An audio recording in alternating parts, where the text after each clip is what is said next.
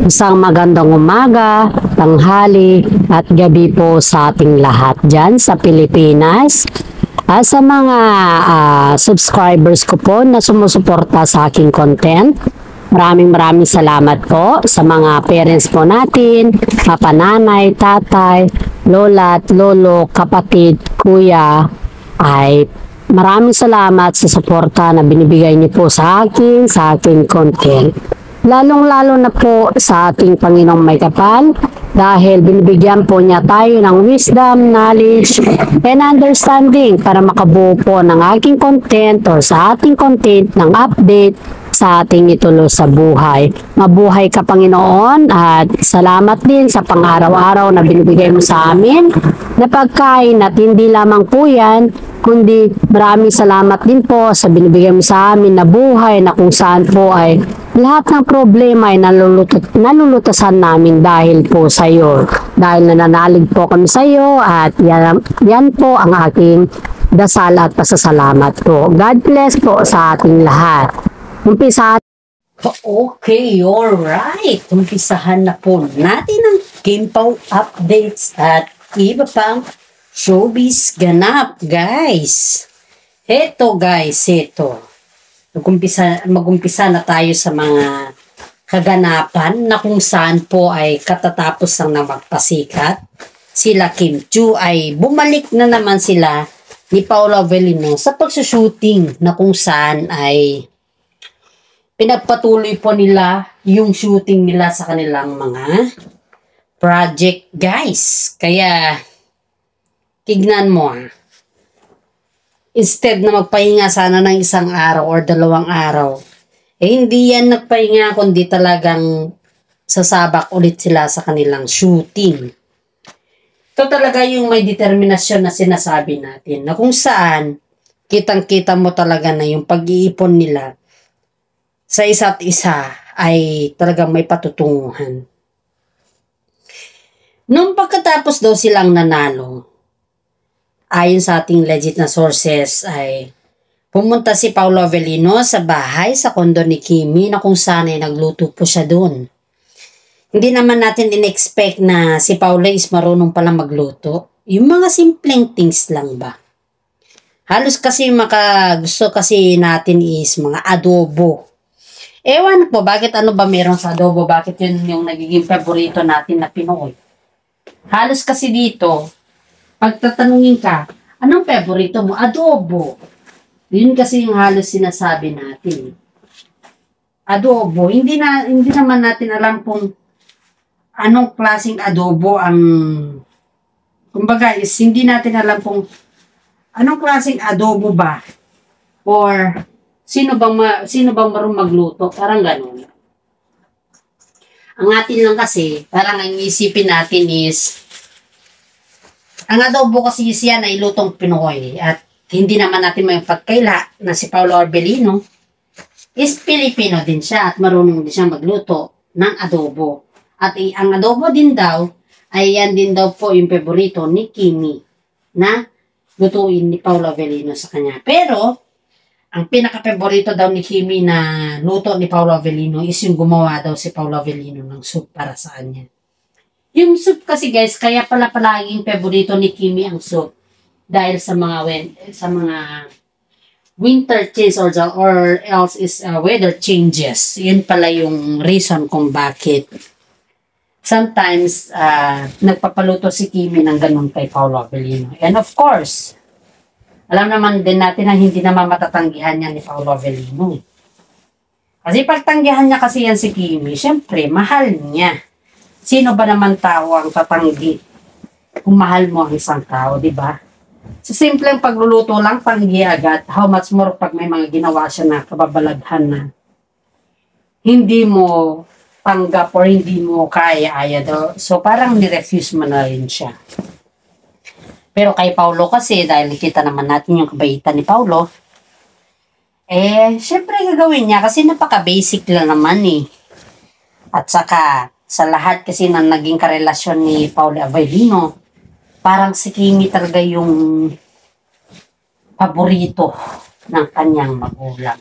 At tinuturing na din po na si Kimi po ay part na din po yung kanilang pamilya. Kaya hanggat maaari, magkaroon man sila ng mga sakit-sakit na ganyan or something na yung pakiramdam nila dahil pagod sila, hindi mo yan maiiwasan. At saka, hindi mo din maiiwasan na may tampuhan sa kanila kasi hindi naman kasi ng every time na magkaroon sila ng set is parehas na nandun sila. May mga scene na si Paolo Avellino lang at may mga scene na din na si Kim Chiu lang ang meron. Diba? Kaya dito po natin makikita na sobrang mahal ni Paolo Avellino si Kimi dahil ubod tayong si Kimi lang po yung kanyang, kumbaga is yung kanyang pinagluluto. Marami po dito sa atin talaga ang nabighani sa mga effort nila Kim Chiu at saka si Paolo Avellino sa ngayon dahil kakaiba guys, kakaiba talaga yung mga effort nila. Tingin kasi ng mga iba sa ngayon po is hindi na nanliligaw si Paolo Avellino kundi talagang husband and wife to be na po yung trato nila sa isa't isa. At iyon po yung pinakamalaking naobserba daw ng mga netizen or yung mga kasama nila sa showbiz sa kanilang dalawa. Dahil every time daw guys na pag may mga shooting daw po sila, gaya ngayon, 'di ba, bumalik na sila sa shooting. Every time daw is, 'di ba noon kasi may mga kasama si Kim Chiu na parang kasama mga staff, mga PE, siguro mga close friend, parang ganon ba. May mga kasama daw si Kim Chiu tuwing lumalabas siya. Hindi lang kasi yan nag-iisa kasi takutin kasi yan din si Kimi.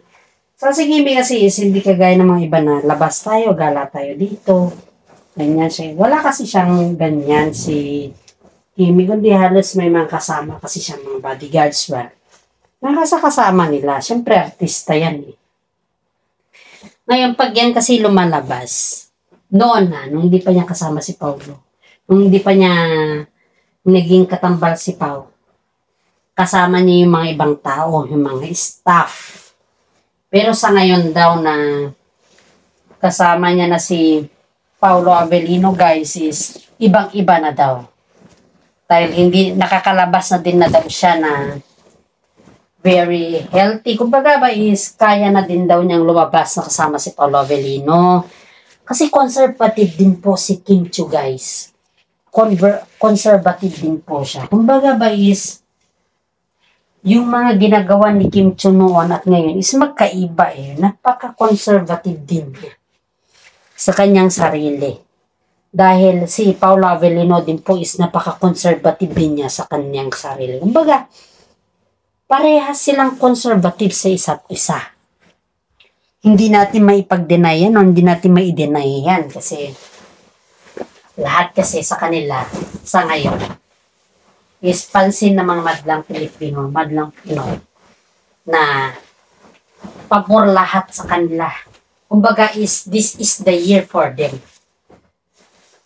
Ito yung kanilang, kumbaga is ito yung kanilang panahon or hindi naman, wag naman natin tawagin na panahon kundi ito yung kanilang what so called is that yung kumbaga is this is their year. Blessing ba sa kanila? Marami kasi nagtatanong kung bakit halos palaban ng Kim Pao sa ngayon at hindi na sila kagaya dati. At yun po ay ang daming nakapansin sa kanila dyan. At lahat kasi yan, alam din ng mga netizen na pabor lahat sa kanila yung kanilang ginagawa sa ngayon. At hindi natin may pag-deny yan, hindi natin may deny kasi talagang kitang-kita naman kung gaano sila kapabor dyan. Kaya maraming mga netizen po ang nagsasabi na lahat ng bagay daw is pabor sa Kimi. At hindi lamang po pabor guys, kundi lahat ng mga request ng mga iba ay talagang pagdating kay Kimi ay binibigay nila dahil yung pabor naman na hinihingi nila, guys. Hindi naman siya pabor, kundi kaya pinaghirapan naman talaga niya. Kaso nga lang, natataon lang talaga sa mga terms na akala ng iba, paborito siya ng director or paborito siya sa SOCMED ba. Pero hindi nila alam na pinaghirapan din niya yung kanyang mga ginagawa. Yan po yung katotohanan dyan, guys, kasi marami kasi dito ang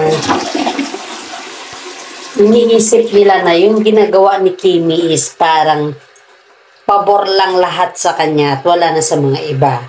Kundi kaya is parang ang sinasabi nila is paborito siya ng director or mga network. Pero hindi ganon. Hindi naman ganon kadali na sabihin mo na paborito ka ng director or network Dahil ikaw ay may mga skills at may talented ka. Kaya marami din mga netizen ang nakakakita sa iyo kung talagang ikaw ay deserving sa lahat ng bagay, di ba? Kaya ngayon po ay sinasabi kasi ng mga ibang taga-showbiz na bakit parang si Kim Chiu na lang daw yung artista at saka si Paolo Avellino dahil paborito daw sila. Pero hindi. Yun po ay pinaghirapan talaga nila yun kung bakit nila nakakamtam yung blessings na marami sa ngayon. At iyan po ay hindi dapat questionin sa kanila kasi kita mo naman, guys, kita mo kung paano sila magtrabaho. Kita mo kung ano yung resulta ng kanilang trabaho. Kitang-kita mo lahat dyan. Kaya yung mga iba dyan na inggit, pikit na lang kayo. Okay. Dadako tayo sa mga ibang level up na naman nilang dalawa. Kasi Paolo Avellino, guys, is namangha yung netizen sa kanya dahil first time kasi ni Paolo Avellino na yung dalawa sila ni Kimi na nag-hosting about sa Hyundai. First time kasi yun kasi halos lahat daw po is based sa akin is hindi ito nag-host si Paolo Avellino dahil nga po mahihain. Ngayon, biglang nag-host sila sa kanyang ini-endorse ang Hyundai na kung saan po ay silang dalawa ang nandun. At syempre, pag ikaw kasi ay nag-endorse o isa ka sa mga ambassador ng isang product, of course, normal, magsalita ka din dun. Pero as far as we know, first time yun sa dami daw ng ini-endorse nilang dalawang ito, si Paolo Avellino ay first time niyang nagsalita or nag-host mismo sa Hyundai at yun daw yung na-appreciate ng mga netizen kay Paolo Avellino at saka si Kimi dahil hindi daw po yan ginagawa ni Paolo Avellino noon. Ngayon lang daw na kasama niya si Kimi at parang kumbaga is yung nahihiya siya noon. Ngayon po is parang yung mahiyain na Paolo is parang naging ugali na din daw ni Kimi na masayahin at marunong na daw din makisama sa mga tao o kapanyang showbiz. Kaya maraming netizen po ang nabigla dahil biglang nag-host si Paolo Avellino sa ganun aktibidades samantala hindi daw talaga niya gawain yun. Kaya ang laki ng impluwensya ni Kimi sa kanya, guys At si Kimi din yung parang ito, guys. Parang i-kuan natin to Hindi ko to sinasabi para yung pag-comparein yung mga ibang artista ba. You know, guys, parang si Kimi po yung nagdadala kay Paolo Avellino dahil sa lahat ng bagay, kapag kasama ni Paolo Avellino si Kimi is nagiging Kimi karakter na din na siya. Hindi lang din po yung Kimi karakter, kundi parang kumbaga is marunong na din na siya makipaghalubilo. Not like before talaga na sobrang kapag tapos na yung set, alis na siya, hindi siya nakikipag-usap, ganun ba? Pero sa ngayon talagang kita mo naman yung pagkabrabo ni Paolo Avellino. Kita mo din yung pag-hosting niya. Talagang hindi mo makikita yung Paolo Avellino noon at ngayon. Kaya ang laki ng pinagbago ni Paolo, guys. Sobrang laki ng kanyang pinagbago. As in, kitang-kita mo talaga dun. At ang daming nag-o-observe dito at ang daming na-observe nila kay Paolo. Pati yung pagbibigay niya ng kissing, yung halik kay Kim Chu. Di ba ito guys, sinasabi ko to para malinawagan po tayo sa mga obserbasyon natin. Ito guys, noon, di ba ang pinaka trending na public na karelasyon ni Paolo Avellino is si LG Reyes. Ngayon, noon is kita mo naman si Paolo Avellino, di ba? Kita mo naman siya noon. Pag ikumpara mo yung noon at saka ngayon, ang laki ng pinagbago. Yan po yung obserbasyon ko. Ang laki ng pinagbago. Kasi noon talagang kita mo naman yung tipid niya, kita mo yung tipid pananalita, yung talagang hindi siya makapagsalita. Pero ngayon, hindi pa nga po niya mahalikan si LG Reyes sa public eh. Pero ngayon nahalikan daw niya si Kim Chu sa public.